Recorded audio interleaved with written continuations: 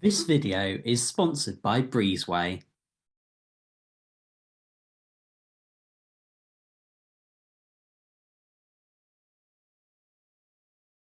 Okay, so I'm Flo. I've been in this industry for several years now. Recently joined Turbosuite as the Chief Operating Officer. And Turbosuite is, we talk about the next generation of revenue management. There's existing disciplines such as dynamic pricing, market analytics, revenue management, where it's more kind of a strategic approach. And we combine all these exercises and would put a new layer on top of it that makes us very, very different compared to the rest of the market. And on top of that, we differentiate us by offering us as a pure technology solution, but on top also as an outsourced revenue management solution.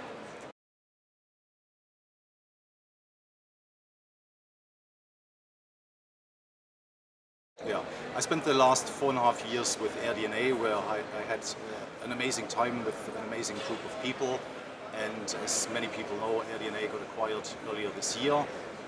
I was there at a fairly early stage, and it was really something that, having come from kind of large companies, enterprise sales tickets, that was why I got into startups in the first place. I wanted to kind of get this feel of being part of something innovative, early stage, and kind of witnessing what a successful startup can be like. And especially after the acquisition happened, it felt like a chapter that came to a close. And after taking a bit of a time out and taking my kids on vacation, I kind of took some time to think about what do I want to do next. And I realized that actually I want to go back to that initial kind of AirDNA feeling and find a very innovative solution to kind of roll up the sleeves again, get into the mud, and kind of help a company grow.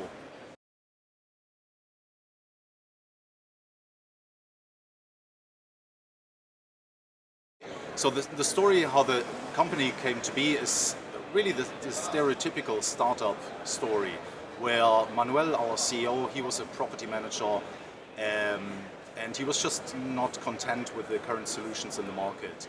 I have yet to meet someone who is as knowledgeable and as passionate about this industry. And so he spent his own money. He invested in a data scientist and a developer. He had everything in mind, but he needed a solution to do what he wanted to do. And he borrowed a lot from the logic of airlines, from hotels who take revenue management very serious. And he really wanted to differentiate what he did from the current, from the status quo, which is more rule-based dynamic pricing. And then two very interesting things happened. The first was that the owners he was working with came back to him and said, "Manuel, when I talk to other owners in my city and we have comparable properties, we make way more money than they do. So that's really interesting, we're really happy with you."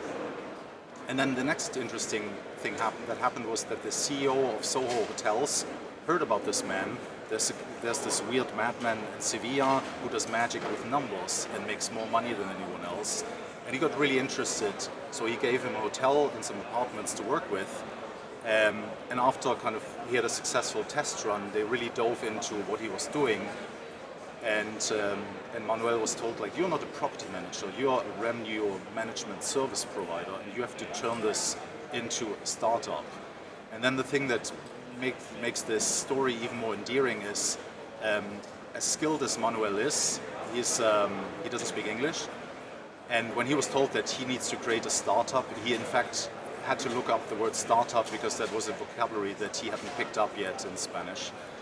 And that was also kind of to get to the question why I joined Turbosuite. It was just clear that there was a super hot piece of technology with a lot of energy and all in the mind of Manuel, our CEO. And then with kind of a European background, European network and an American network, I felt like this is really a company where I can, on one side, learn a lot, and then on the other side, kind of bring the experience that I have and the network that I have to ideally bring Turbosuite to the next level.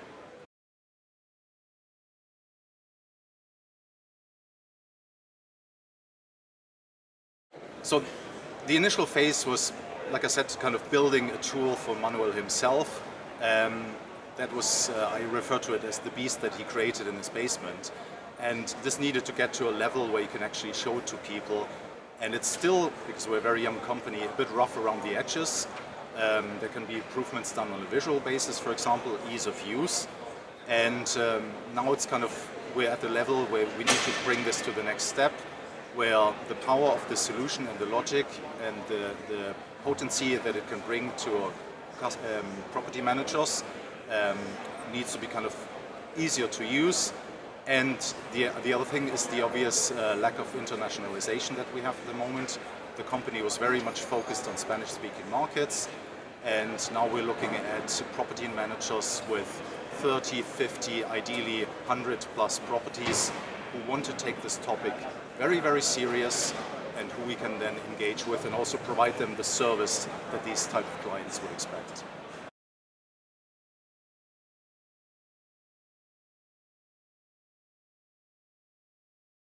I mean, vacation rentals, we've seen it. COVID was kind of an accelerator.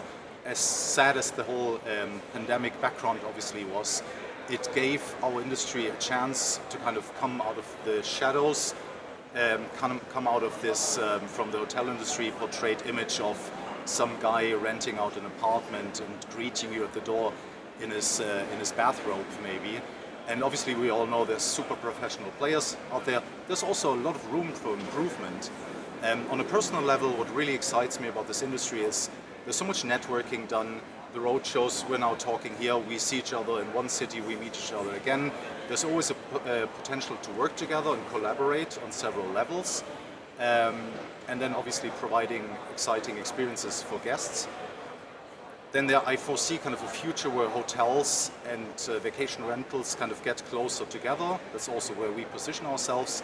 We work with vacation rentals, we work with service departments, we work with hotels, and we see mid to large hotel players kind of placing bets in the short-term rental industry. So we're very well prepared for that. And then the other thing is kind of this, where we are now, it's definitely an industry where we're constantly improving, we're constantly innovating, and this is also kind of why we exist as a company. We're not an established player, we're just 2 years old next month, and we live off the innovation, and we firmly believe that we bring something to the industry that hasn't been seen, that hasn't been used. So the future of Turbosuite is crazily bright, because the onboarding of clients that we do is a speed that I haven't seen anywhere before, and it's absolutely based in covering a need of moving to the next level of professionalism in regards to how you manage your revenue and the money.